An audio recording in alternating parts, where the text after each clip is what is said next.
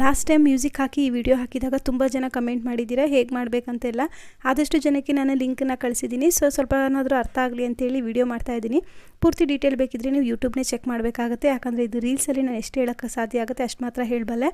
ಒಂದು ಚೆನ್ನಾಗಿರುವಂತಹ ವಿಳ್ಳೆದೆಲೆನ ಕ್ಲೀನಾಗಿ ತೊಳೆದು ಅದಕ್ಕೆ ಅರಿಶಿನ, ಕುಂಕುಮ, ಒಂದು ಪಚ್ಚಕರ್ಪೂರ, ₹1 ಕಾಯಿನ್, ಧನಾಕರ್ಷಣೆ ಮಾಡುವಂತಹ 5 ಏಲಕ್ಕಿ ಹಾಗೆ 5 ಲವಂಗನ ಸೇರಿಸ್ಕೊಳ್ತಾ ಇದ್ದೀನಿ. ಲವಂಗಲ್ಲಿ ಧನಾಕರ್ಷಣೆ ಮತ್ತು ವಶೀಕರಣ ಮಾಡುವಂತಹ ಒಂದು ಶಕ್ತಿ ಇರೋದ್ರಿಂದ ಏಲಕ್ಕಿ ಮತ್ತು ಲವಂಗನ ಇಡಬೇಕು.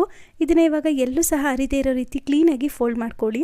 ಇದನ್ನು ಹೀಗೆ ಫೋಲ್ಡ್ ಮಾಡಬೇಕಂತಿಲ್ಲ, ಯಾವ ರೀತಿನಾದರೂ ಫೋಲ್ಡ್ ಮಾಡ್ಬೋದು. ಆದರೆ ಎಲೆ ಎಲ್ಲೂ ಸಹ ಮುರಿಬಾರ್ದು, ಹರಿಬಾರ್ದು. ಈ ರೀತಿಯಾಗಿ ಫೋಲ್ಡ್ ಮಾಡಿಕೊಂಡು ಇದನ್ನು ಒಂದು ಕೆಂಪು ಬಟ್ಟೆಯಲ್ಲಿ ಹಾಕಿ ಇಡಬೇಕು. ಕೆಂಪು ಬಟ್ಟೆನೇ ಯಾಕೆ ಅಂದರೆ ಕೆಂಪು ಬಟ್ಟೆಗೆ ಲಕ್ಷ್ಮಿನ ಆಕರ್ಷಣೆ ಮಾಡುವಂತಹ ಒಂದು ಶಕ್ತಿ ಇರುತ್ತೆ. ಆದ್ದರಿಂದ ಕೆಂಪು ಬಟ್ಟೆ ಒಳಗಡೆ ಎಲೆನ ಇಟ್ಟು ಅರಿಶಿನ ದಾರದಿಂದ ಗಂಟು ಹಾಕೊಂಡು ಈ ಗಂಟನ್ನು ಲಕ್ಷ್ಮಿ ಫೋಟೋ ಮುಂದೆ ಇಟ್ಟು ಪೂಜೆ ಮಾಡಿ ನಂತರ ನೀವು ಪರ್ಸ್ ಅಥವಾ ದುಡ್ಡನ್ನ ಎಲ್ಲಿಡ್ತೀರಾ ಅಲ್ಲಿ ಇಡ್ಬೋದು. ಗಂಡಸರಾದರೆ ಜೇಬಲ್ಲಿ ಅಥವಾ ಪರ್ಸಲ್ಲಿ ಇಟ್ಕೋಬೋದು. ಇದನ್ನು ಈ ಶುಕ್ರವಾರ ಈ ರೀತಿ ಪೂಜೆ